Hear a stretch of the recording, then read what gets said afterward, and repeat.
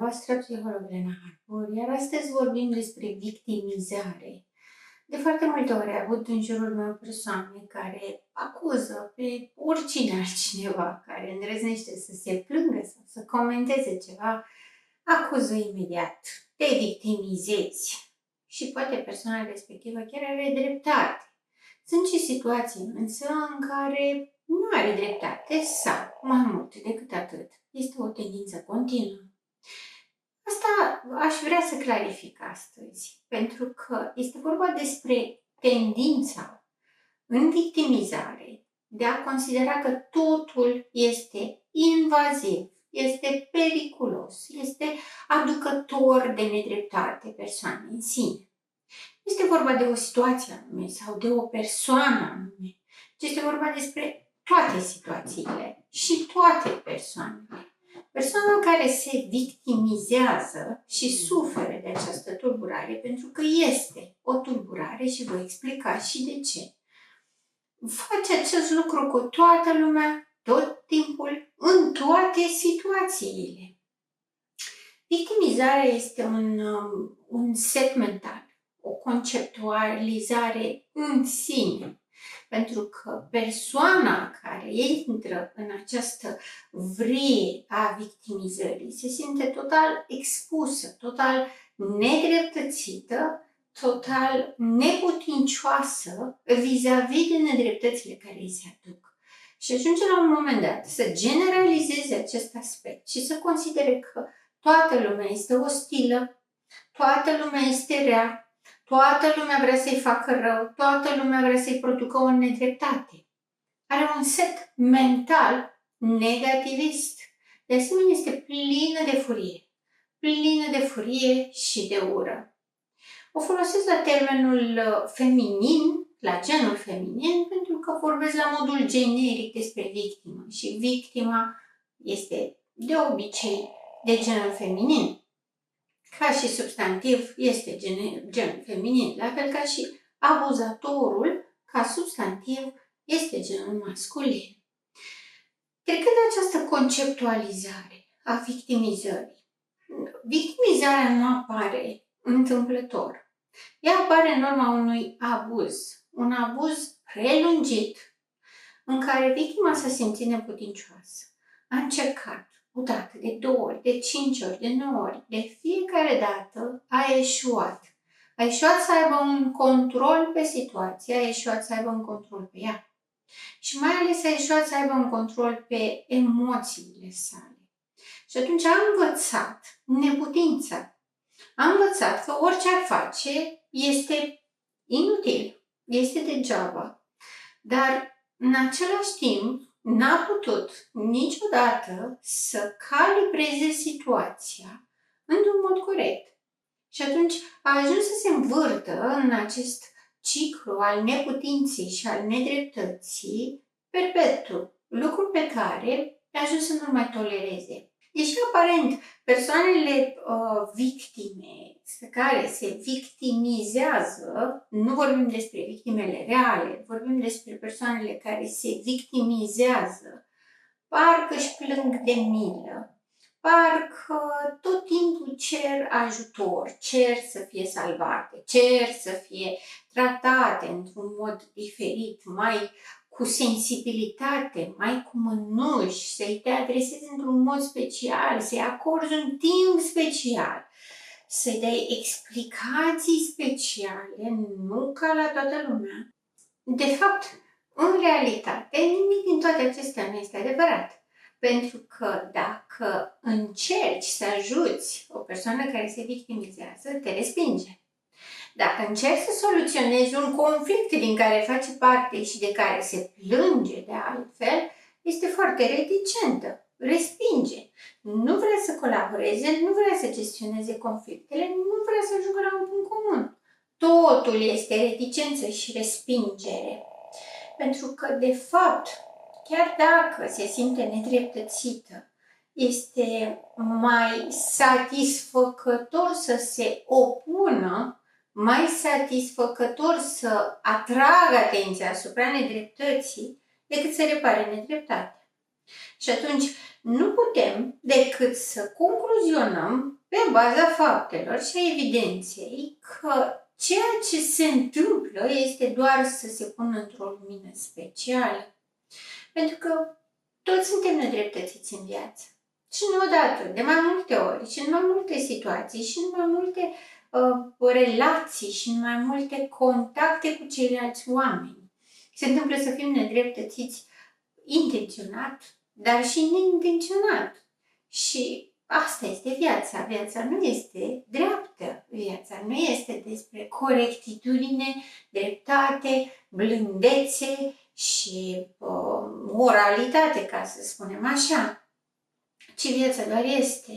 Dar victimizarea presupune o tulburare de interpretare a intențiilor celorlalți asupra sa. De asemenea, este o tulburare prin exagerare a unor consecințe sau mai degrabă al unui impact asupra propriei persoane. Persoana care se victimizează are tendința să catastrofizeze. Este dramatic ceea ce îi se întâmplă. Am făcut programare la medic și am întârziat 10 minute. E groaznic. Este devastator. Am făcut programare. Mie mi se cuvenea să intru la timp. Nu trebuia eu să stau după ceilalți.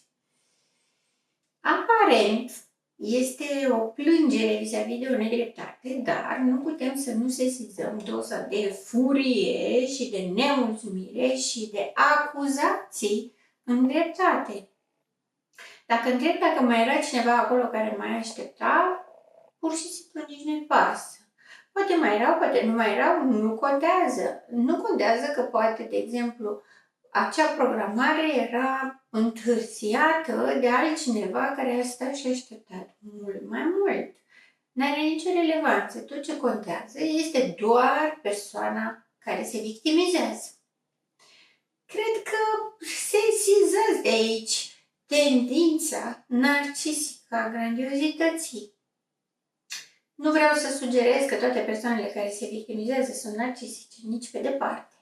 Este posibil și are corelații cu narcisismul covert, dar nu este obligatoriu să punem semne egale între cele două. Victimizarea nu este neapărat un simptom sau un indicator al narcisismului. Mai sunt și alte tipologii care se victimizează, ca de exemplu histrionicul. Este foarte activ în a se victimiza. Dar este clară și evidentă grandiozitatea.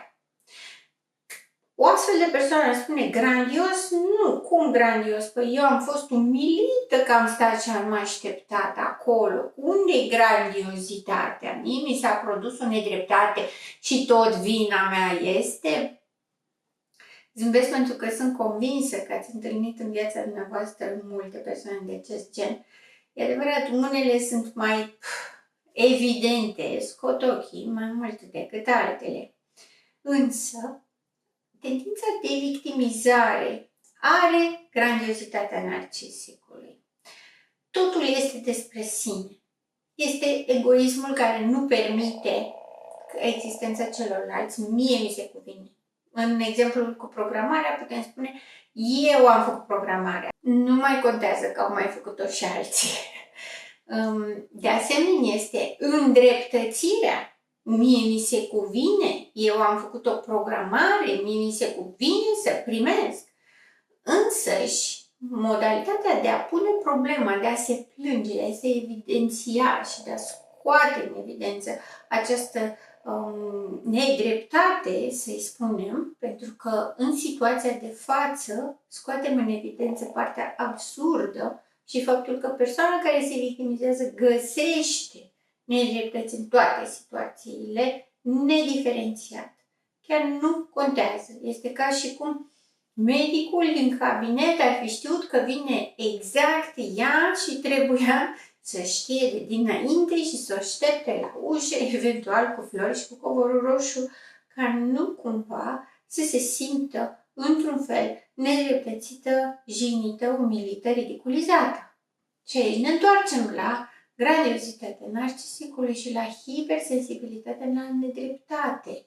la o tendință exagerată de a interpreta intențiile celorlalți din nevoia de a păstra o anumită iluzie a importanței. Am precizat că o găsim această tendință mult și la histrionici, pentru că mai mult histrionicii decât narcisicii, dar și narcisicii, caută atenție medicală în mod special.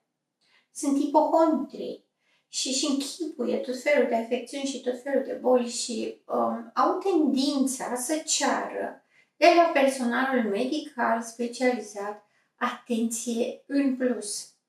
Dar nu numai de la personalul medical, de la oricine, oricui îi se plânge, este în stare să se plângă și în stația de autobuz, și la cafenea, și la servici, și la absolut oricine, și la vânzătoarea de la chioșc cu care n-are nicio treabă, dar pentru că pur și simplu asta este starea și e foarte revoltată de ceea ce i s-a întâmplat, să se apuce, să se plângă la toată lumea.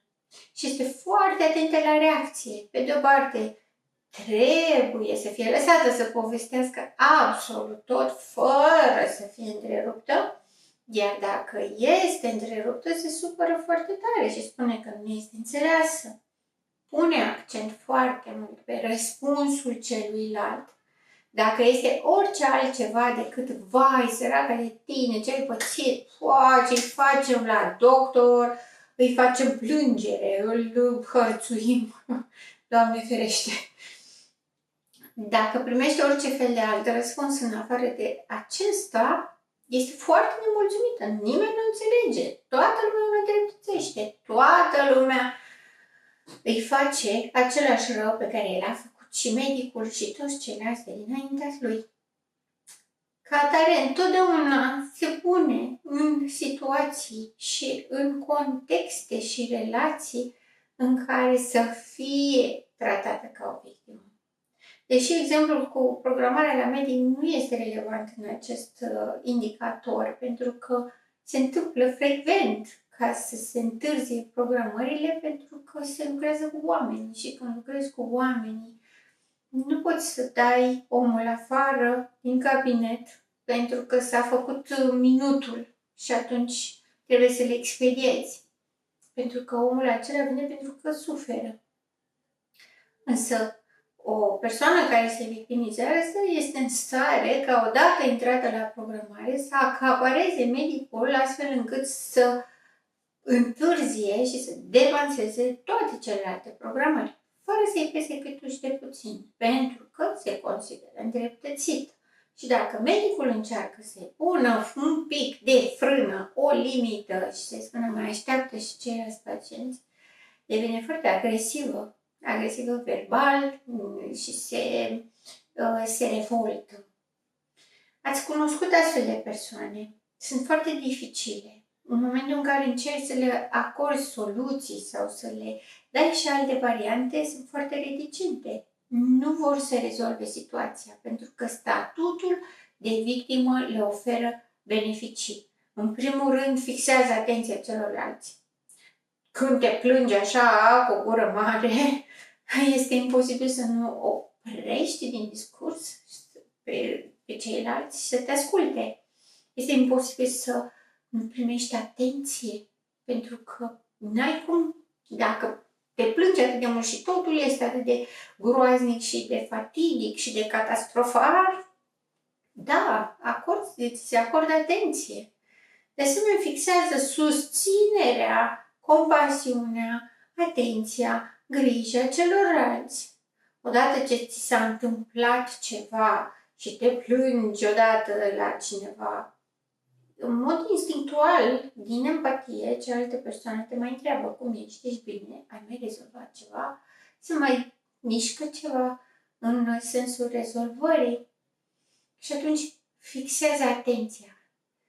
Fixează grija, preocuparea celorlalți, se pune pe un piedestal să fie în centrul atenției, să fie doar ea cea care contează.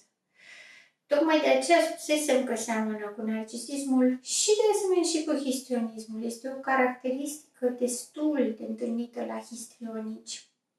această tendință de a acapara publicul, de a fi foarte dramatici, catastrofali, fatidici, extrem de negativiști, cu o emoționalitate foarte exagerată și o manifestare pe măsură. Dacă, în general, căutați histrionismul în mediul online, o să vă spună că joacă teatru. Este acea personalitate care este caracterizată de jocul, de roluri și toată viața este un teatru. Lucru care se întâmplă de asemenea și cu narcisicul. Însă, ceea ce nu explică în mediul online este faptul că histrionismul așa trăiește. Histrionismul are perturbări cognitive care îl conduc să creadă ceea ce spune. Chiar dacă este un rol în care intră odată cu situația, îl trăiește la maxim și crede în el 100%. Nu este un rol pe care îl joacă în deplină conștiință de sine și atunci se decuplează de consecințe. Dacă îl pui față în față cu adevărul, nu îl umflă râsul și zice, da, am glumit și eu. Asta o face narcisicul. Poate, dacă recunoaște. Dacă nu, va nega total și va merge pe aceeași paradigmă. Însă histrionicul chiar crede cu desăvârșirea asta până la momentul la care nu se mai poate opune. Până la momentul la care această fantasmă pe care o creează, acest rol imaginar pe care și-l asumă în situația aceea, în mod special de victimizare, nu mai poate fi susținut. Practic, dacă nu susții victimizarea unei persoane, nu se mai victimizează. Pentru că nu mai are public. Nu mai are susținere, nu mai are atenție, nu mai are compasiune, nu mai are grandiozitatea. Și atunci, pus într-o postură în care devine ridicol, persoana care se victimizează renunță. Histrionicul renunță. Chiar dacă are tendința de a aluneca din nou în victimizare, se va abține. Nu de tot, nu o să iasă, pentru că asta este histrionicul. Este un rol, un joc de rol, care este dus la extrem cu prețul propriei sale identități și existențe, prețul propriei sale vieți.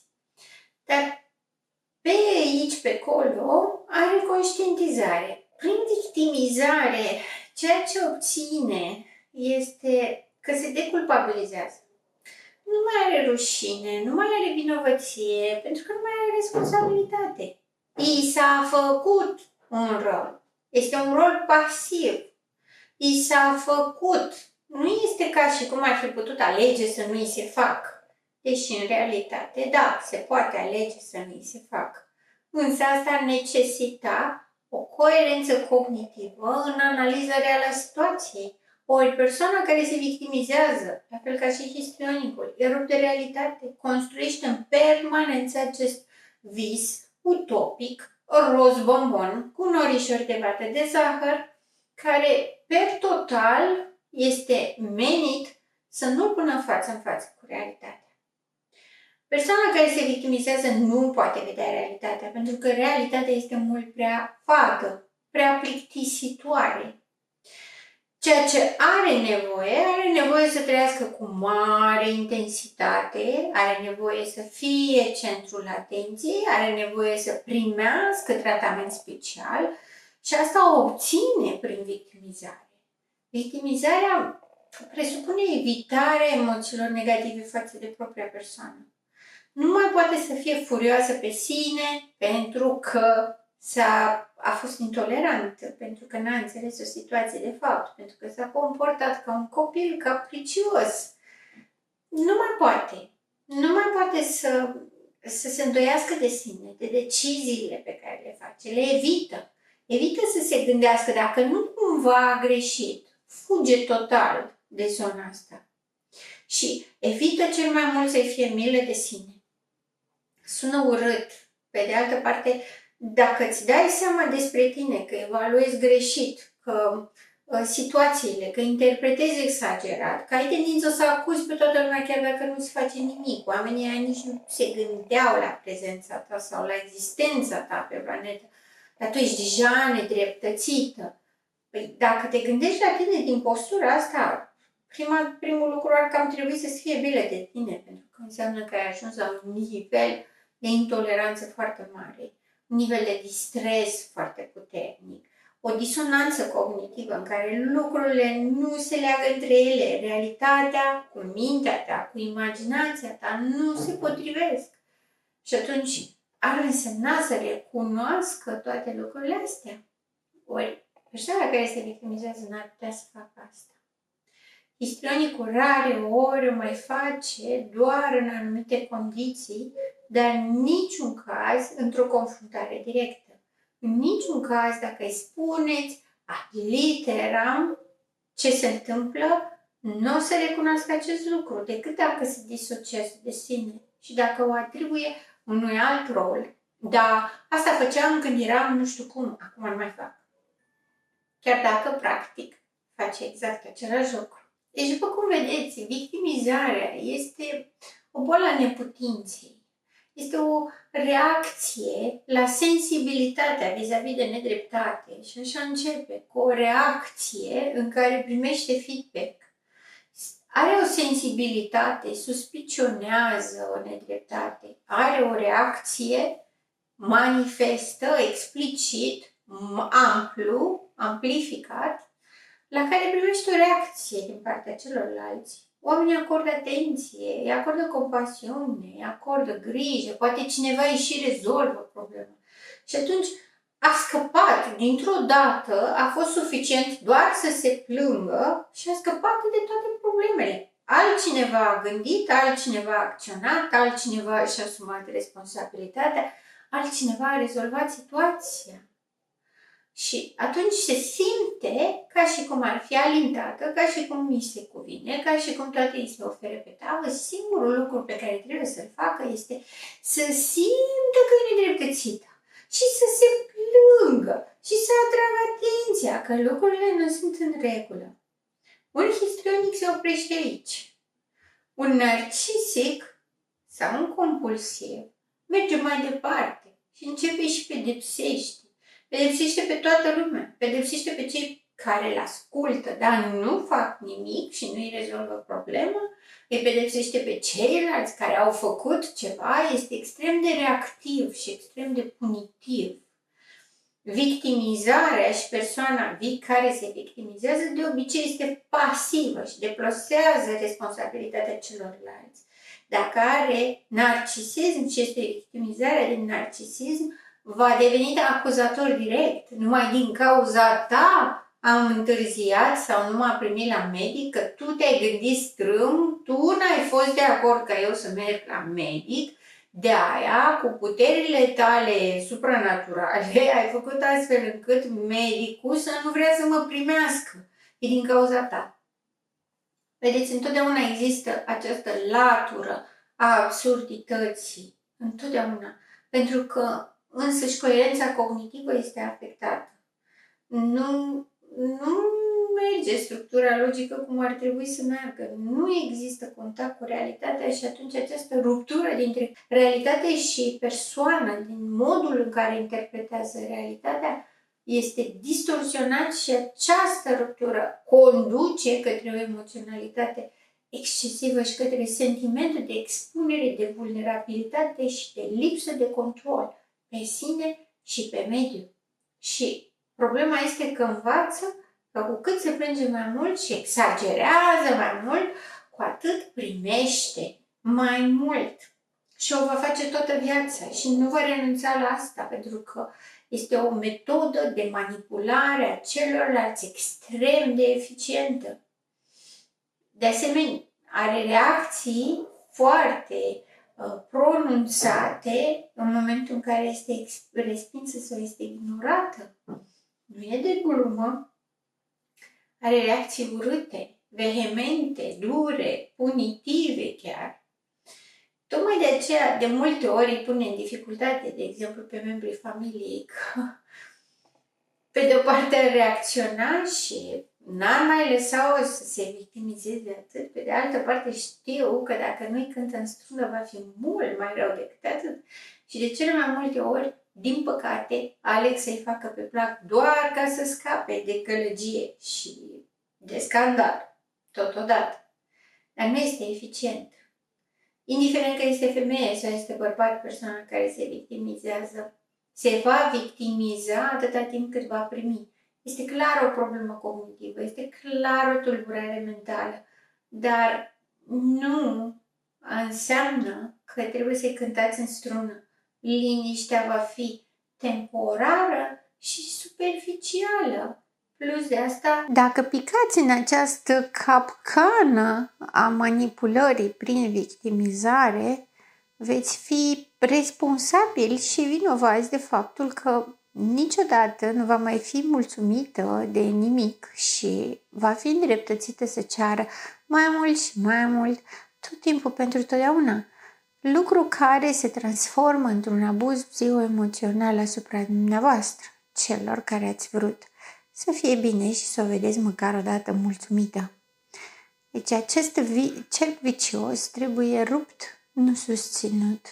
Orice susținere, din punctul de vedere al patologiei, reprezintă consimțământ la abuz. Deci nu. Chiar dacă vorbește mult și are tendința să se victimizeze într-una, nu trebuie să-i dați apă la moară pentru că nu ajută pe nimeni, nici pe dumneavoastră, nici pe ea. Sunt gazda dumneavoastră, psiholog Elena Harbur, și până data viitoare, rămâneți în echilibru.